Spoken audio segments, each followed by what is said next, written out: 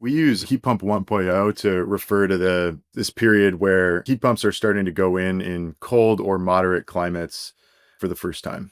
And frankly, it didn't go well. There were too many poorly installed heat pumps. There were too many heat pumps installed that probably weren't fit for purpose based on the use case that they were installed for. And we believe that continues to impact the way that the market, contractors and homeowners, perceive heat pumps today. And obviously, I think all your listeners are aware, very different time. The technology is so much better. There is a heat pump that's fit for purpose in virtually every home, definitely true in the Rust Belt climates we're in every day. Hey everyone, quick note before we get into today's episode. First off, thank you. A bunch of you have sent us fantastic candidates for our senior iOS engineer role. Lots of them are still in our interview process. Thank you. Your referrals mean a ton to us. We're taking our time with this hire because it's a big one. This person will literally be 20% of Amply.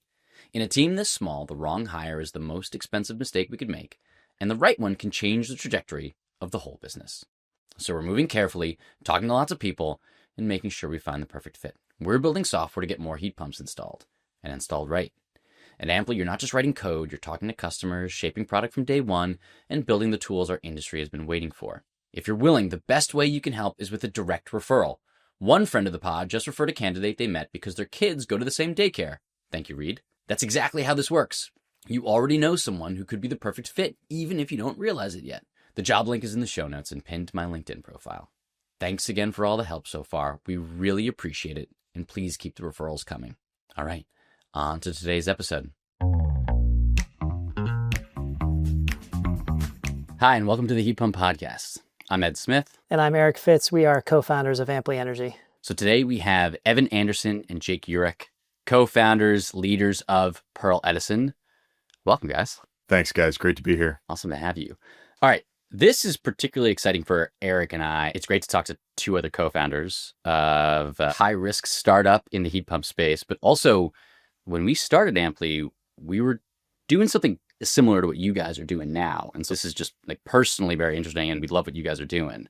So for folks listening who aren't in Michigan or Pennsylvania or know what you guys are doing, we'll get a lot deeper into it. But would one of you guys give us like a quick overview of what Pearl Edison is? Yeah, absolutely. We describe Pearl Edison as a concierge service for heat pumps and for complex residential electrification and energy efficiency projects more broadly. We partner with utilities, municipalities, green lenders, community organizations, environmental champions, really anyone that wants to see more of these projects happen and guard the trust that they have with their customers against some of the risks in being involved with complex residential electrification and energy efficiency projects. So the homeowner would work with you guys, and you would be that one point of contact for that sort of whole umbrella of services around electrification, which includes heat pumps, but includes other stuff too. Yeah, that's right. And I'd say our charge is to get the right design in each unique home when talking with homeowners. And obviously with all the different types of houses out there, that's a challenge with lots of edge cases. Totally. Absolutely. That's a great taste. I think we're going to dig some more in your business here in a few minutes. But let's back up a little bit. I'd love to hear a little bit more about your individual backgrounds. Now, Jake and Evan, you guys both ended up in Detroit working on home electrification, but we're pretty sure you have different kind of paths to get where you are. Can you walk us through your different journeys and how you guys met? Yeah, we'll do individual backgrounds, but it's probably worth mentioning shared background. We were best friends and roommates all the way back in college. We've had lots of exceptionally terrible business ideas before we ever had a halfway decent one. I think at one point Jake was building an app to display South Bend, Indiana beer prices and help classmates find out their Friday night plans. But we came back together on Pearl Edison now almost 2 years ago. Jake can describe his background in a minute. Mine's weird. It's in consulting, it's in government, found a home in the startup world. And before we founded Pearl Edison, I was among the first handful of employees at a company doing infrastructure for automated driving. Left that experience with a taste for early stage building, but also with the knowledge I wanted to get a little closer to tangibly impacting people's lives in a timeline that was measured in months, not years. And that's when we started to talk. And then for me, I started my career in the consulting world as well. I was working all over the world. I did projects on 4 different continents and said, before I do the consulting thing as a career, I actually wanted to run a business. And that was around 2020. I joined a commercial solar developer as chief operating officer and helped the business expand from historical roots in the Northeast to all over the United States. And so this was an awesome way to jump into renewable energy projects and the challenges of both advising folks who are buying these systems and getting them installed by contractors in different geographies. And so a lot of that experience was very useful when we started Pearl Edison. I'd say for Evan and I, it's pretty easy to make a leap to start a business when you're like doing it with your best buddy who's smarter than you. So it was an easy choice for me, at least. If your guys' backgrounds are weird, then Eric's and I are too, because they're damn near identical. Like, we're also friends from college. We were both in consulting at various times. Then we both did a whole bunch of startup stuff. I would say eerily similar, actually. Love that. Yeah, Ed and I met the first day of freshman year. And as did we. Yeah. Over at pizza, I think, in a dorm room. Ours was a 5-day backpacking trip, which is a heck of a way to get to know someone early on. That's even better than pizza. So you guys know each other a long time. What was your like aha moment that led you to come back together and get away from displaying beer prices? Love that. I'd love to hear the mission of that one, Jake. But to then start Pearl Edison itself. The first charge for us in terms of Pearl Edison was just to remove friction in the process for homeowners and for contractors in terms of getting these systems installed. I think it's pretty clear the friction that homeowners experience. It's that they reach out to a number of contractors, they hear back from a couple of them, and many times they get like wildly different scopes of work for what they would assume would be the same project. And so homeowners are confused and don't really know who to trust. But as we dug into that problem, I think it became more clear that the challenge that contractors were facing is that it's really expensive and time consuming to actually design the right system for every unique home that they're in. And so we said, I think there's a way that we can simplify different parts of this process to make it easier for both sides. Yeah, I think there's a certain class of electrification person that we probably both encountered that thinks of the problem to solve as contractors need to be educated. And we just don't come from that school of thought at all. We come from the school of thought that it's actually commercially quite prohibitive to acquire a customer, so to speak. And by we mean customer acquisition broadly defined as including all the best practices around system design. And I think probably similarly to how you guys were motivated to do what you were doing, we just thought we'd dig in on how do we compress that cost structure so that this is practical for the people doing the real work, not moralize to them about heat pumps. Got it. And maybe this is a great spot to just dig a little bit further. Can you just explain your business model? Like in some simple terms, it sounds like you are or you not selling directly to homeowners. Yeah. How does that work? Yeah, I think the simplest way to explain it off the bat is that we're functionally a general contractor. So we're a software-enabled service provider. We do not sell software as a service. Maybe the most obvious way that we're unique is that we don't operate direct to consumer as Pearl Edison. We operate a service for partners. So that's DTE Heat Pump Concierge in Michigan, or A20 Heat Pump Concierge in Michigan, or DLC Home in Pennsylvania. Platform isn't just branded for these partners, it's configured around their goals. And then I think the other way to explain it is in terms of the contractor experience, and Jake can walk through that from start to end. Before we do that though, so you're basically white labeled. Totally. And also do some level of custom tailoring based on what the utility or government in that particular area is trying to do. No, that's totally right. The white labeling is the obvious aspect when people encounter our platform, but there's a tremendous amount of work with the partner that goes into putting requirements and constraints around system design and project scoping, equipment selection, and contractor selection. For instance, if you're DT Energy, you might want to enforce, if we're going to put marketing money into trying to get heat pumps installed where there are presently propane furnaces, what standards do we want to enforce around weatherization? Things like that. Part of what we do is help them to shape customer experience and the scope of work between the contractor and the homeowner in a way that serves things they're trying to guard against. And I'd say like part of this is us being flexible and working with the partner is we want to meet partners where they are to help them further the goals they're already pursuing. For example, a lot of partners may already have a qualified contractor network that they've spent a long time working with and building out. It's like we want to enhance what they're doing there, not totally replace it. And so the flexibility is partially because we practically want to help our partners succeed. And that means meshing with what they're doing already if they're doing things in the space. For me, it would be really helpful if you can walk through the starting point of like maybe from a homeowner's perspective, and then the touch points to the different stakeholders are involved in like your entire experience, your entire platform. Could you walk through that journey of what that looks like? For sure. And Evan, add to this if there's key details that I missed. But what I'd say is that we are white labeled. And so homeowners would encounter us through a white label platform for our partners, say DT, Heat Pump, Concierge. They'll go through a process with 3 to 5 minutes of questions and call it a TurboTax-like format. So questions that are easy for anyone to answer without leaving the seat where they're sitting. Many times we have homeowners who go through the workflow while they're waiting for their kids to come out of school or sitting at a hockey game on the weekend. After they go through that process, they get an instant estimate. And so they can see system design options, upfront price, potential operating cost impact, climate impact, other details about the scope of work and the rebates that they're eligible for. And part of the intention here is to help folks understand the trade-offs between different system designs and the options that are available to them. In a simplest example, homeowner might see an all-electric system design in Michigan or a dual fuel system design in Michigan. And the major trade-off there might be the future operating cost impact of installing one of those systems. And so we want people to start thinking about that before we ever engage them with an expert advisor. And so if a homeowner at that point is interested in moving forward, the next step is for us to engage them more directly. Many times the next step is a physical home assessment. While software can do a lot to help homeowners evaluate the trade-offs of different system design options, we don't bet actual system design on software and want to actually get expert eyes on a home before finalizing that system design. And so the purpose of that home assessment is, there's many purposes, but one of them is to finalize the system design for these homeowners so they can make an informed choice about what system to move forward with. Up to this point, it's just been interactions between a homeowner and Pearl Edison. Our kind of goal with contractors is to never bring them a job unless it's fully designed and ready for installation.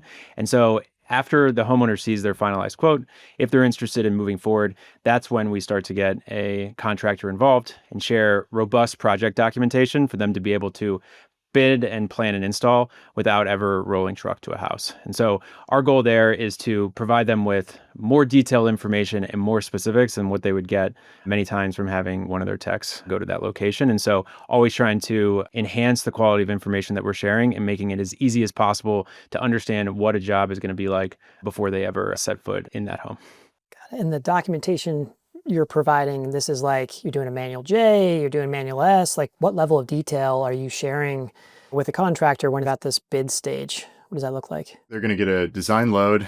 They're going to get minimum specifications for the equipment, although we're not quite as prescriptive as giving them AHRI cert or something like that, so that they have a little bit of flexibility to install what they're comfortable with. We're giving them instructions on duct modification, and we're giving them a fairly prescriptive scope of work, and then lots and lots of photos and floor plans and documentation and things that we capture while we're in the home. I'd say the other thing, just to add to what Evan said, is like sometimes the difference between a good install and a great install is attention to some of those little details. It's, hey, one of the supply runs has been disconnected. We need to make sure to reconnect that as part of this install. It's also things like the family is Spanish speaking and you need to send a bilingual tech if you have one. It's like those type of details that you get from actually interacting with the homeowner when you are there can make the difference between an install that goes well and an install that the homeowner is really thrilled with. And so some of that context we share in that job documentation as well. Amazing. And so you guys are sending a Pearl Edison person to that, because you said you use software, but you also have that on-site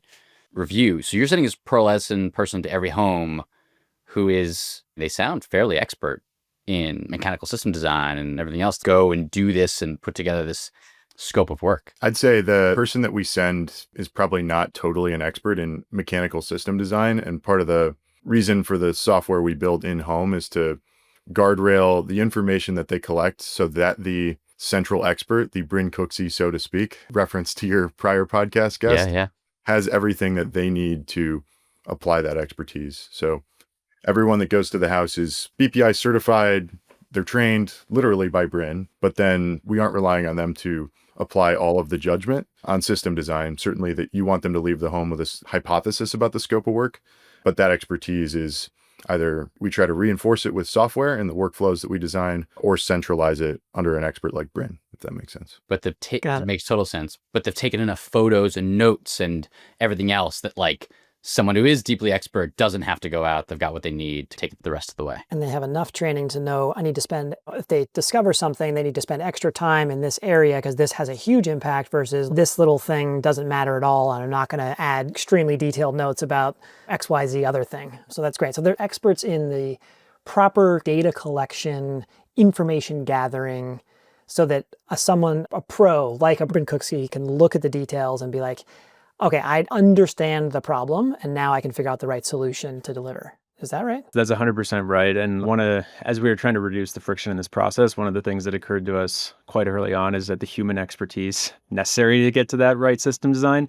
is one of the limiting factors. And so if you're going to install the right systems at scale, you have to try to make the time of that human expert as efficient as possible, which means give them all the information that they need to make the decisions and try to reduce the number of decisions that they have to make over time in order to install these systems at the number that we all want to install them to make climate impact. Got it.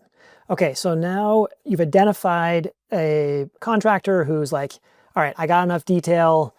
This looks good. Then what happens? They're going to provide their interest in and availability for and price for that work. At this point, the job is contracted with the customer, and we're taking pricing risks directly. So we're not attempting to fix them to a rate card or anything like that. They're bidding what they believe the job is worth in order for it to be profitable for them. And we rely on that exchange of information to refine our own pricing to be better and better with the price conditioning that we do for customers. So you guys tell the homeowner what it's going to cost.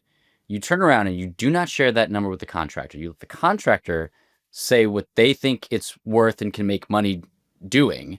And then you guys make up the difference. And over time, as you learn, we were right here, we're wrong here, you're like adjusting what you understand. But the contractor has that flexibility, and if they're the right price at the right time, they get it, but they're not subject to a rate card or prevailing wage or anything like that. Yeah, That's correct. that's right. Wow, that's different from some other people operating in the space.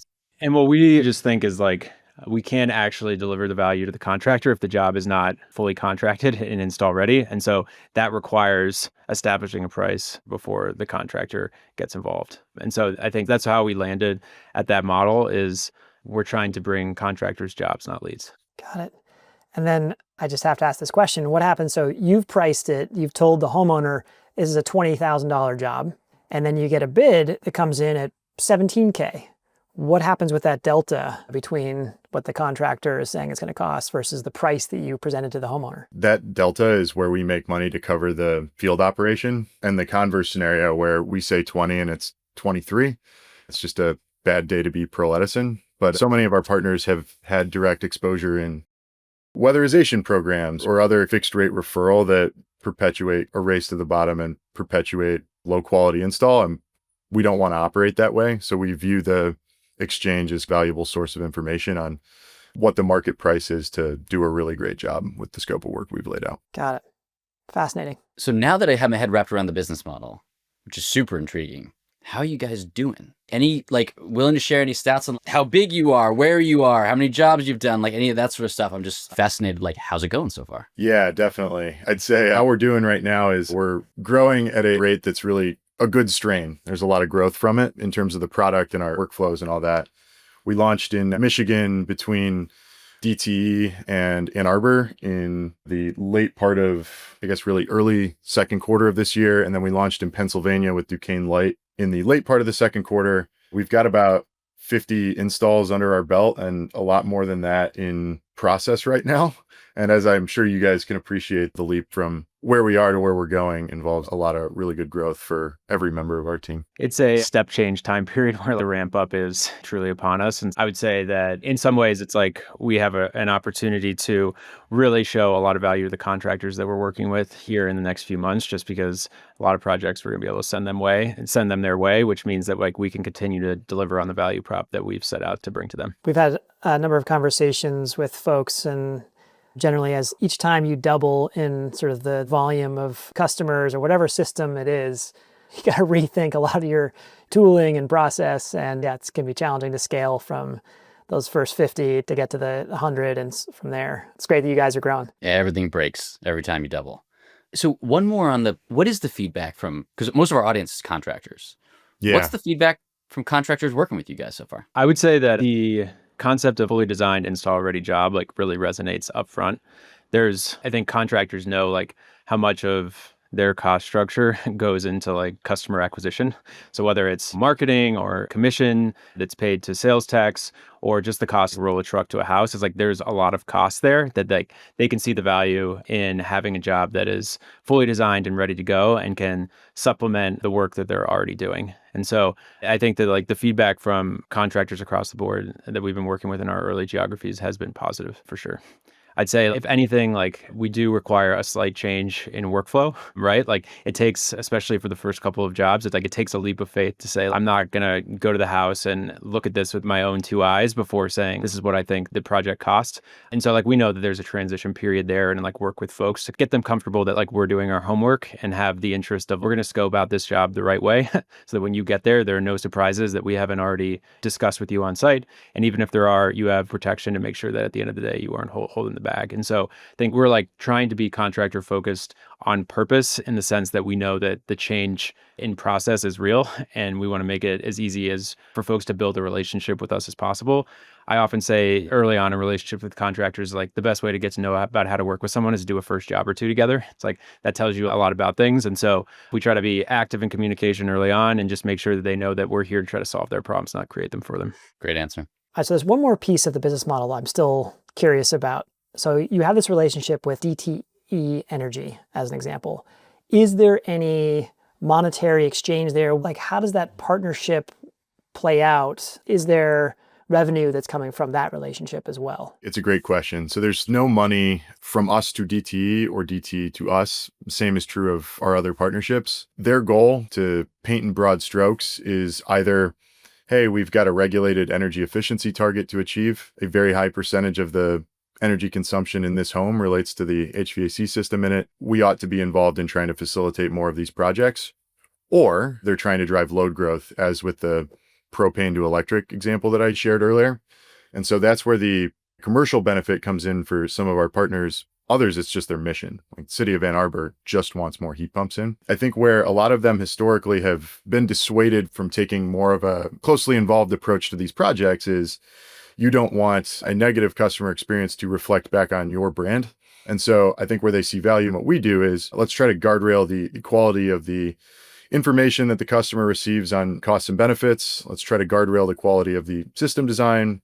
Let's only work with really great contractors that are committed to winning on quality. And let's give them really good guidance and job documentation to plan a job well. And so most of what we do, we view as about heading off risks for that stakeholder, because their ability to reach lots of people and reach them from a position of trust is one of the things that brings down the acquisition cost for our contractor partners. Got it. Okay. So the utility, whether it's they have a regulatory requirement through their energy efficiency program, they've got their own reasons why they want to drive these projects, and they view working with Pearl Edison as a way to have the best outcomes, higher volume, just good things happen versus conventional methods of changing the rate base and the built environment, however they've done it in the past. That makes sense. Yeah, I'd just say, nailed like, it. put differently is like we're just trying to help them achieve their goals in the energy efficiency space. Got it. All right. You guys said something super interesting before, which is the Bryn Cooksey expertise, right? Like just that, like that is the limiting factor. And you've mentioned about some of your software. So we're a software company, so I'm dying to know, as much as you're willing to share, what are you building to relieve that bottleneck on the system? Yeah, definitely. We'll talk specifically about the home assessment process, because that I think is probably the biggest thing in terms of bringing leverage to expertise. In the home, we're mostly just trying to apply best practices that someone else already invented. So we plug in a lot of diagnostic tooling. We didn't build and interpret outputs according to protocols we didn't write.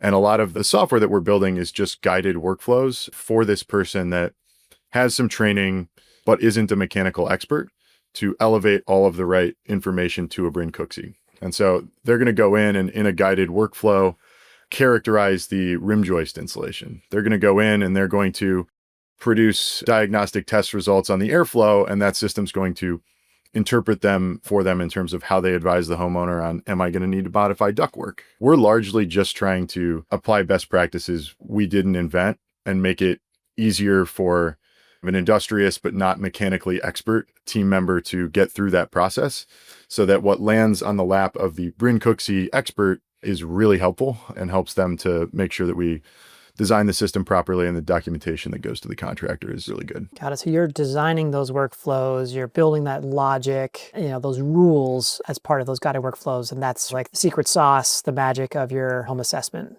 workflow overall. I don't even think secret sauce might be too strong. It's largely just trying to preserve the time of that human expert for the thing that requires their judgment. If they don't need to be using their brain to figure out, hey, we need supplemental dehumidification based on this load, and that's something we can enforce in a workflow, that's great, because there are going to be a million things that you can't control for in that workflow that they need to go solve, if that makes sense. So the secret sauce is just ketchup and mayo, but you got to mix it together in the right ratio to get it to taste just right. Totally. And I just add is like part of the right workflows allow us to be much more flexible when advising homeowners later. And to give you like an example is we recently had a homeowner in Michigan reach out to the platform with the intention of their AC was broken and their intention was to get a heat pump. And they said, I want to see if I can get a heat pump, supplement my existing furnace that's still working fine. Like I don't want to get rid of it. When we did our home assessment, we did some airflow testing and found that their ducts had enough capacity for a 3-ton heat pump. And because our platform upfront had shown them the cost of an all-electric system design and the rebates that were available to them, all of a sudden they realized that the cost of going all-electric from an upfront cost perspective would have been about at parity of what it would be to just add a heat pump to their existing furnace. And so because we went to the house, we did diagnostic testing, understood their ducts, it was much easier to have a conversation with them about the trade-offs between adding in a heat pump that was sized to their cooling load and would supplement their existing furnace, or putting in an all-electric system that would cover their heating load. And we had the information to make that follow-up conversation a lot more straightforward. And the homeowner felt like they're advised well because they had quick information on what the upfront cost was, what the rebates were available, and whether or not the system would work for their home. By getting all the right information when we were in the house, evaluating a bunch of different options for them, for a homeowner who's considering different trade-offs, becomes a lot more straightforward. I love this, Ed. I feel like we've seen in our time, we've had a lot of conversations with contractors and seen a lot of the different, I'll say, checklists, workflows, spreadsheets that each individual company, have created to try to figure this out for their own business. And some of them are great, some of them are not so great, but it's crazy that each individual company is reinventing the wheel in many ways of how to triage a home and assess these different aspects and figure out, okay, if this, then that. And it just makes a ton of sense that you guys are trying to codify this knowledge from your experience working with contractors and really focus on that critical piece so that everybody, the markets you're working in can benefit from this shared expertise instead of having maybe there's one company in Michigan that really has their workflow dialed and a lot of other ones don't. Totally. And the good ideas about workflow are not proprietary to us. The best thing about working with contractors is when we get it wrong, they let us know loud and clear. So we focus every day on how do we make these workflows and these heuristics better to make life easier for our expert and ultimately our partners. If you guys take this through to one piece of software that can price a job in this realm of like home performance contractor, you will have delivered the software holy grail that I think was the talk of the Building Performance Institute national event in New Orleans a couple months ago. This is like we've talked to a ton of people, like they're all trying to solve this, and it's just the market isn't quite big enough to have warranted like a nice piece of software as a service. But you're tackling a problem that's very much top of mind for a heck of a lot of contractors. It's a fun one for sure. Jake and Evan, you guys have put out some like really cool thought pieces. And Bryn talked about when you guys wrote together when he was on our pod a couple episodes ago. But you've got this one on heat pump 1.0 versus heat pump 2.0. And this has been referenced a ton. And I will admit, I did not fully know the story of heat pump 1.0 and how that fell on its face. Would you guys tell us the history, set the stage, like what happened with heat pumps in the 80s and 90s and what should happen now? We use heat pump 1.0 to refer to this period where heat pumps are starting to go in cold or moderate climates for the first time. And frankly, it didn't go well. There were too many poorly installed heat pumps. There were too many heat pumps installed that probably weren't fit for purpose based on the use case that they were installed for. And we believe that continues to impact the way that the market, contractors and homeowners, perceive heat pumps today. And obviously, I think all your listeners are aware, very different time. The technology is so much better. There is a heat pump that's fit for purpose in virtually every home, definitely true in the Rust Belt climates we're in every day. But there are other things that are not different. There's still an install quality problem. And if anything, this new and better equipment is less resilient against some of the problems that flow from poor install quality. And then I think as importantly, when it comes to the economics, as the price of electricity goes up relative to gas, a lot of those efficiency gains are wiped out just purely from an economic standpoint, which just has to impact the way that we all, I think as an industry, talk about this to the homeowners and characterize the benefits. That was a great explanation overall. Was it the equipment? Was it everything that went into it in the 80s and 90s? Or was there something more systemic going on? So there's a link in what we wrote that I think would be worth getting out to your listeners, but it's a montage of old ads run largely by natural gas utilities. And you can use those to see what messaging they determined was going to resonate with the customers that they were serving. And it's a lot of, this is inferior heat. If your furnace is a toaster, like this is soggy bread. There's a lot of focus on economics. And I think our perspective after digging into why that is that it's a mix of, hey, if we're going to swap out a natural gas furnace for what at that time was a mid-efficiency heat pump that did not work at very low temperatures, have you evaluated the use case properly, and have you explained the trade-offs to your customer? And then separately, I think for all the terrible things about a single stage furnace, that thing is going to crank against high static pressure and cycle, and you might not be super comfortable, but you're probably not so deeply uncomfortable that you're going to notice. And if you do an equivalently bad job with objectively better equipment, the result just doesn't feel good to customers. So that's been our little investigation into what happened there, and informs a lot of how we approach what we're doing now to try to avoid a similar scenario. You see a furnace that's still cranking and it's a model from 1983, and you ask the homeowner, have you had any comfort issues? And they say, no, it's been fine. It's like many folks have had good experiences with different types of equipment. And if we're going to make the transition to something new, it's pretty easy to poison the well pretty quickly with friends and neighbors if you put something new in that doesn't work as well as their old thing. And so I think one of the things we just think about is part of the goal of having the right system design for each house is to make sure that poor installs don't change the perspective on heat pumps that we're already working so hard to change. Yeah. Russ King, who runs Quick Model, has got a line about the great heat pump revolt of put the year on it, 2026, 2027, whenever it's going to be. But how do we avoid that? Which is what I hear you guys saying. One of the things, Evan, you hit on was the spread between natural gas and electricity prices. How do you guys communicate efficiency savings, economics to homeowners? I've heard the gamut of some contractors are like, you're going to save a ton of money. And some contractors say, I don't touch that topic with a 10-foot pole because I have no idea and I don't want the call back later.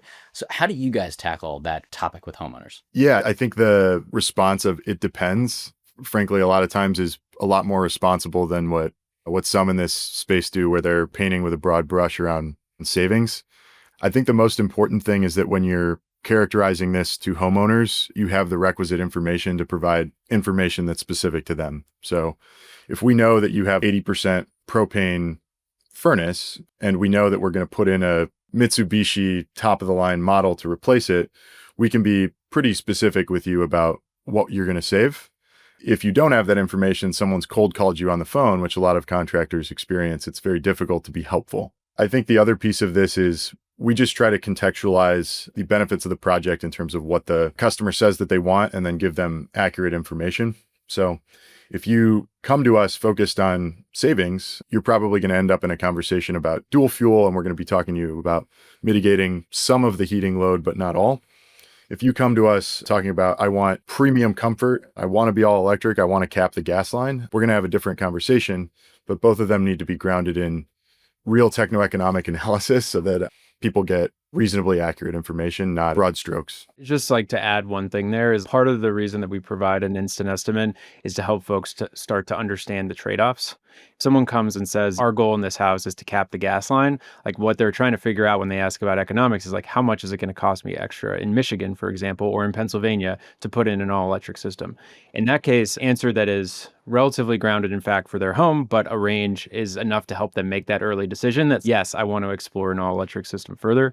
Then there's a more detailed answer that we can get into later after we've locked down a lot of those specifics that says, within this range, we think you're more likely to fall here. But I think that part of what we're trying to do is help folks understand the trade-offs up front, because if you say to some homeowners, your utility bills are going to go up if you install an all electric system, that's categorically, I don't want to consider that. And that's okay. We don't want to spend time designing an all electric system if the homeowner's never going to go down that path. And so it's different information at different times, grounded in the information that we have at the moment. But a lot of times folks just want an answer that gives them direction on what they should choose. Nice. And that's so helpful. Having the right information at the right time really it empowers the homeowner to be part of the process, engage in it in a way that's productive for them. It also avoids a situation where they have some kind of expectations and then they're talking to a contractor and they realize like at that everybody's time has been wasted because either party misunderstood what the goals were, what the constraints are, what's the reality of their home or their budget or whatever else is happening that's either like a physical constraint, a technical constraint, or a sort of more qualitative goal that the homeowner is trying to achieve. That's great. And I think you answered this, but I think it's worth taking a moment on it. Why do you believe that sort of heat pump 2.0 is going to be different relative to the 1.0 scenario? Honestly, a big reason for confidence in that is proximity and exposure to the types of conversations you facilitate on this podcast. There are just a lot of very sophisticated, smart people working on solving these problems. I'll throw my hand up and say I can't categorically say that wasn't happening in 1990, but I somewhat doubt it. I think the first step in avoiding a repetition of history is understanding it. And I think a lot of the practitioners that comprise your listeners already know exactly what we're talking about. The challenging thing is just how do we make that the 90% that understand, not the 10%. It's a lot of work that goes into that. Work like what you guys are doing, like what Bryn's doing in the training world, like what we're doing. That's the real challenge that I think will determine whether the great heat pump revolt of 2026 truly comes to fruition or not. Flattery will get you everywhere, Evan. Great answer. Jake, anything to add to that? I would say like this is the challenge of the decade, right? Making sure that this doesn't happen. And so that's a lot of the work we're doing is to try to make sure that 2.0 is successful. Cool. All right. Jake and Evan, awesome to chat with you guys. I don't know about your guys' experience, but Eric and I have been incredibly lucky that when one of us is down, the other one is having an up moment, and we just oscillate that way. And so inevitably, we're having conversations between the two of us where one of us is worried about something that's keeping us up at night, and the other one is super optimistic.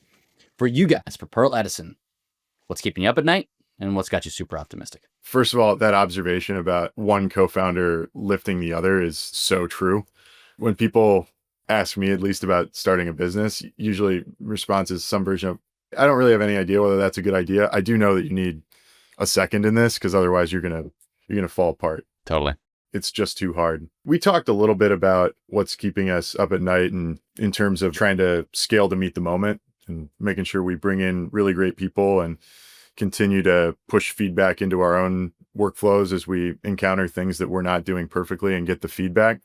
So I'd say that's the thing we're working on most manically right now. I think if you expand that to the big picture, there's a lot of money about to flow from states, I guess through states from the federal government that'll go into heat pump projects. And we're really hoping as that's implemented, that's a force for good in the heat pump 1.0, 2.0 spectrum and not a force for negative customer experiences. I think the jury's still out. So scaling challenges for us, lots of funny money for the industry. It's an interesting time. Yeah. You guys had that great phrase in that article you wrote with Bryn on heat pump cowboys and like the sort of the behavior, the sugar rush of these rebates can drive, and can lead to incentives can be perverse. Great answer. What I add is that something that we're like excited about is I think that in general, homeowners can be overwhelmed by complex energy efficiency retrofits, like whether it's a heat pump install or other projects for their homes. Is I think looking to get better advice upfront as they make decisions is something that like we see across the board as like homeowners relate. And so it feels like the direction in terms of helping homeowners evaluate trade-offs and make decisions for their home is something that really resonates with them. I think in terms of what we're focusing on every day is like making the experience good for contractors in terms of jobs that are well designed, clearly communicated, install ready, and can go smoothly. Because if we can do that, we can help them add to the top line of their business and worry less about things like marketing, which I think many contractors that we talk to just would rather focus on installs and getting the right systems into the homes of the folks that they work with. So it seems like top line and bottom line. If you scope it right and there's no surprises, like those surprises, a 3-day job turns into a 5-day job and you're suddenly upside down, right? So it feels like you can impact both. For sure. There's a lot of edge cases, a lot of things to build out to make it smoother across the board. But that's like the fun of being in homes every single day, is that there's always something new. And as Evan said, build into our workflow to make sure that the second time we see something, it's handled in the way that we want it to be handled going forward.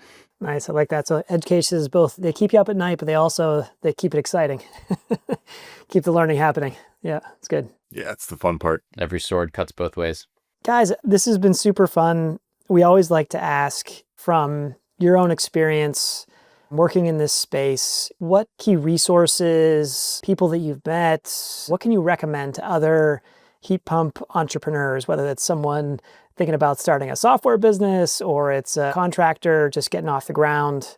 What advice can you share? I think the single biggest thing that I would recommend if you're not already doing it is investing in training for your team in an applied setting, not a classroom or online setting, on heat pump best practices around installation and commissioning. It's been an incredibly valuable resource to us. It's been an incredibly valuable resource to the contractor partners that we work with. That is not our business, but people like Bryn have built a business doing a really good job of this for folks. So that's the one that's been most impactful for us, is probably just walk the talk on getting people trained. It's great. Awesome. Guys, it has been so cool to hear about your business, to get to know you both. Thank you so much for joining us on the Heat Pump Podcast. Thanks for having Thanks, us. guys. It was great. Yeah, thank you. Thanks for listening to the Heat Pump Podcast. It is a production of Amply Energy. And just a reminder that the opinions voiced were those of our guests or us, depending on who was talking. If you like what you've heard and haven't subscribed, please subscribe in your favorite podcast platform. We'd love to hear from you, so feel free to reach out. You can reach us once again at hello@amply.energy, no.com, just .energy. Thanks a lot.